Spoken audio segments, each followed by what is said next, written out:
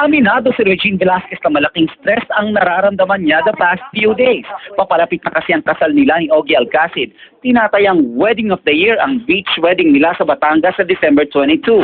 Noong linggo sa Party Pilipinas, ipinakita ang ilang mahalagang prenuptial photos ng dalawa habang kinakanta ni Regine ang awiting Been Waiting mula sa kanyang bagong album. Everything is under control. Kaya lang hindi naman nawawala yun. Paminsan-minsan mas-stress ka kasi may mga ganito, may mga ganyan. But that's pretty normal. Isa pang inaasikaso ni Regine ngayon ang taping ng I Heart You Pare.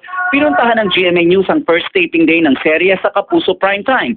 Bawat eksena, hindi mapigilan ni Regine na matawa. Ang nakakatuwa kasi sa soap na ito, hindi naman kami magpapatawa eh. Patatawanin kayo ng sitwasyon. Ang isa pang ikinaka-excite ni Regine ay ang pagtatambal nila ni Ding Dong Dantes. First time niyang magiging leading man ang Kapuso Hung. Mostly yung mga ginagawa niya, mga drama eh, di ba? Or kung merong light ng may light na comedy, konting-konti lang yun. Mostly it's serious eh. Eh dito talagang... Ikaw mag-bring out yung funny bro ni Ding Dong. Hindi, meron naman siya nun eh. Na hindi nakikita. Ng mga tao. Nelson Canlas updated sa Showbiz Happening. Sa pagbabalik ng Chika Minute, former